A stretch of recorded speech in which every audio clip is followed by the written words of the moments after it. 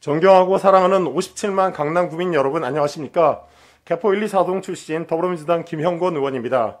불과 몇 년 전 학교 운동장과 체육시설에 설치된 인조잔디에서 중금속 등 유해 화학 물질이 검출되면서 사회에 큰 파장이 있었습니다. 인조잔디 설치는 2005년 교육부하고 문화체육부에서 추진한 다양한 운동장 조성 사업으로 시작되었고 우리 관내 학교 또한 몇 개 학교에서 인조잔디를 설치하기 시작했습니다. 그러나 2006년 인조잔디로 인한 인체 유해성 논란이 제기된 이후에 여러 교육청에서는 공식적으로 인조잔디 추가 보급을 금지하는 추세입니다. 서울특별시 교육청 또한 운동부를 보유하고 있는 학교의 경우 예외 조항을 두고 있지만 인조잔디 신규 설치를 제한하고 있는 실정입니다. 인조잔디는 수명이 짧고 정기적인 청소 요구사항, 석유류 제품의 부산물이라는 한계, 심지어 일부 충진재에서는 폐타이어를 활용하기도 하고 그로 인한 독성 화학 물질로 건강 및 안전 문제가 극심하다는 단점이 있습니다.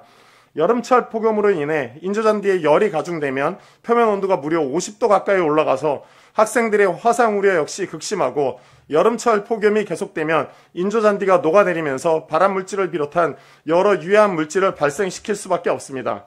국민체육진흥공단 등에서 발표한 자료에 의하면 부산의 모 고등학교 등에서는 납이 기준치보다 무려 78배나 많이 검출되기도 했습니다. 2015년 기준으로 전국에 인조잔디가 설치된 1037개 학교 중에서 941개 학교에서 유해물질이 검출되었고 174개 학교에서 유해물질이 기준치를 초과한 것으로 조사되었습니다. 심지어 남자아이들의 성장기, 성기 발달에 심각한 악영향을 준다는 보고서 역시 존재합니다. 인조잔디 설치를 찬성하시는 분들께서는 과거에는 유해했지만 현재 보급되는 제품은 과거에 비해서 상당히 유해한 성분이 적게 발견되고 있다고 주장하십니다. 그리고 학부모님들이 요청하는 지역 수건 사업이기 때문에 추진되어야 한다고 말씀하십니다.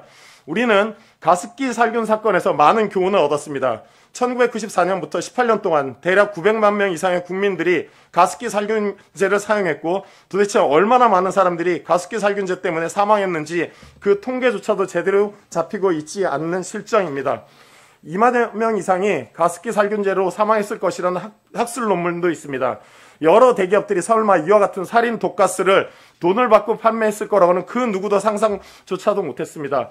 똑같은 실수를 우리는 2022년도에 반복하는 거 아닌지 심각하게 고민해야만 할 것입니다. 즉 2022년도에 무해하다고 판정받는 인조잔디라고 하더라도 10년 뒤인 2032년에 과학기술로 검증해보니 엄청나게 유해했었다고 판명될 가능성 역시 존재합니다. 그 밖에 유해 가능성이 있을 것 같다는 생각이 들기는 하지만 내구성 문제, 경제성 등을 들면서 운동부가 있는 학교에 한해서는 인조잔디를 보급하자는 분들도 있는 것으로 알고 있습니다. 과연 인조잔디가 천연잔디에 비해서 더 경제성이 있고 내구성이 있을까요? 인조잔디는 대략 7년 정도의 내구성이 있다고 합니다. 대략 한 개 학교당 배정된 예산이 5억 원이라고 감안한다면 인조잔디는 1년에 대략 7,150만 원 정도의 감가상각이 발생합니다. 그에 반해서 2022년 봄에 488명의 재학생이 있는 서울 포디초등학교에 천연잔디를 신규 설치했습니다.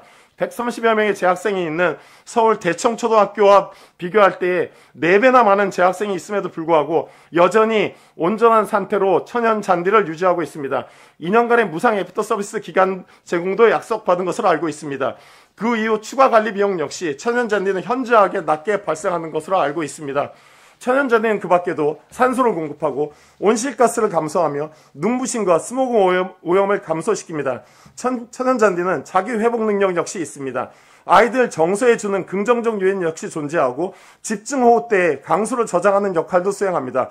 축구부는 천연잔디 위에서 축구 연습을 해야만 할 것입니다. 선배 및 동료 의원님들 그리고 관계 공무원 여러분, 내구 연한이 지난 인조잔디 운동장은 연차별 계획을 수립해 천연잔디 또는 마사토와 같은 친환경 운동장으로 오히려 교체하고 인조잔디 운동장 확대 정책은 충분한 정보 제공과 지역사회의 공론화 과정을 거친 뒤 추진되어야만 할 것입니다. 다시 한번 이 사업에 대한 전면 재검토와 대책 촉구를 부탁드립니다. 그럼에도 불구하고 인조잔디 보급 사업이 추진된다면 당연히 시비와 매칭되어서 진행되어야만 하고 아이들에게 더 나은 제품으로 최고의 품질이면서 적정한 단가로 납품되는지에 대한 철저한 사업자 검증과 후속 감사가 진행되어야만 할 것입니다. 이상으로 발언을 모두 마치겠습니다. 긴 시간 경청해 주셔서 감사드립니다.